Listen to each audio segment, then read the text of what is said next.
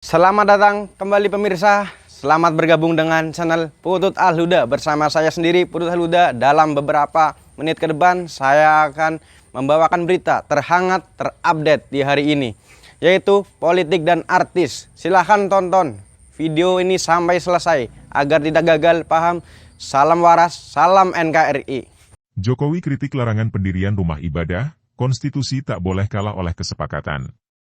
Presiden Joko Widodo atau Jokowi mengkritik masih adanya larangan pendirian rumah ibadah, di saat konstitusi telah menjamin kebebasan beribadah dan kebebasan beragama. Jokowi lantas meminta penegak hukum, seperti Dandim, Kapolres, Kapolda, Pangdam, Kejari, Kejati, pun memahami aturan dasar ini. Jangan sampai yang namanya konstitusi itu kalah oleh kesepakatan. Konstitusi tidak boleh kalah dengan kesepakatan, kata Jokowi di depan ratusan kepala daerah yang hadir dalam Rakornas Kepala Daerah dan FKPD seluruh Indonesia di Sentul International Convention Center, Jawa Barat, Selasa, 17 Januari 2022. Jokowi lalu mencontohkan ada rapat Forum Kerukunan Umat Beragama, FKUB, yang bersepakat untuk tidak memperbolehkan membangun tempat ibadah. Tidak hanya kesepakatan FKUB, tapi juga peraturan wali kota atau instruksi bupati yang ikut andil tidak memperbolehkan pendirian rumah ibadah. Kadang-kadang saya berpikir, sesusah itukah orang YG akan beribadah? Sedih itu kalau kita mendengar, kata Jokowi. Semua umat beragama punya hak yang sama. Untuk itu, Jokowi menegaskan bahwa semua umat beragama di Indonesia memiliki hak yang sama dalam beribadah. Hati-hati loh, kita semua harus tahu masalah ini. Konstitusi kita itu memberikan kebebasan beragama dan beribadah, meskipun hanya 1, 2, 3 kota atau kabupaten, tapi hati-hati mengenai ini, kata Jokowi.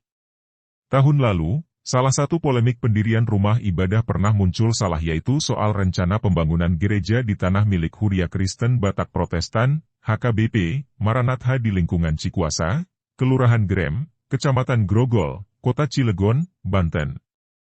Rencana ini mendapatkan penolakan dari sejumlah elemen masyarakat hingga perangkat daerah Kota Cilegon.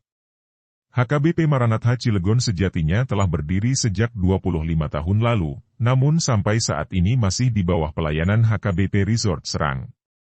Keinginan mendirikan rumah ibadah di Cilegon itu karena jemaat di gereja HKBP Kota Serang sudah tidak tertampung semua.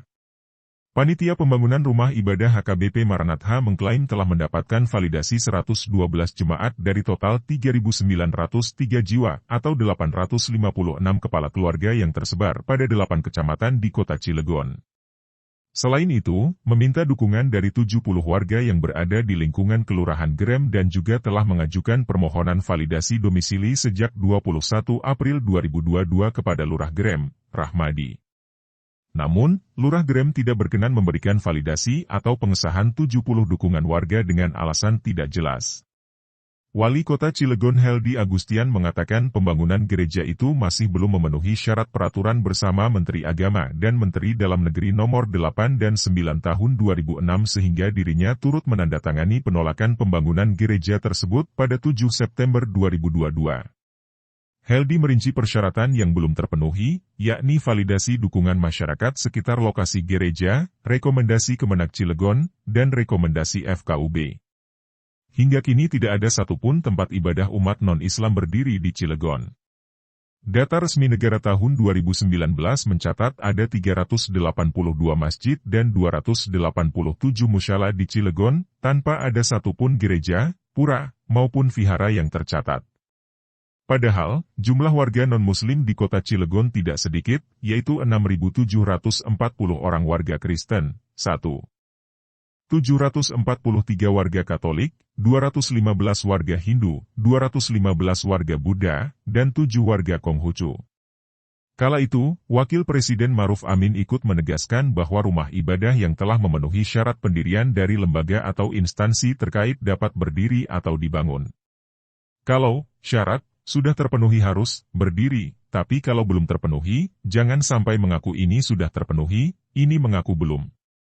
Nanti diverifikasi saja, diteliti saja, benar tidak sehingga tidak ada lagi yang menyebabkan konflik karena sudah tidak ada, kata Wapres Maruf Amin di sela kunjungan kerjanya di Pontianak, Kalimantan Barat, 22 September 2022.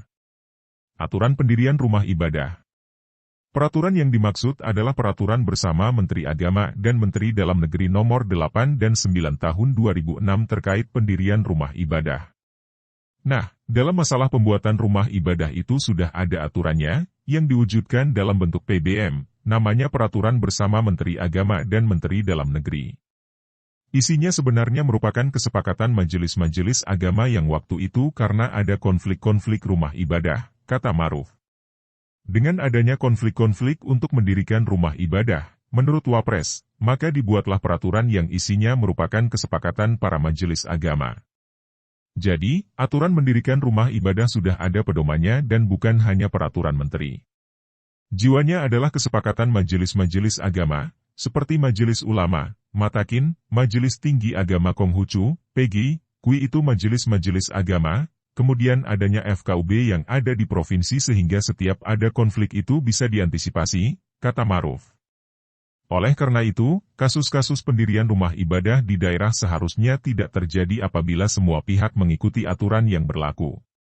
Kalau syarat sudah dipenuhi tidak ada alasan untuk menolak, tapi kalau syarat belum dipahami maka tidak boleh suatu agama memaksakan kehendaknya karena syaratnya belum dipenuhi dan semua sudah diatur dan semua sudah ada kesepakatan, jadi tidak ada masalah, ujar mantan Ketua Majelis Ulama Indonesia, MUI, ini.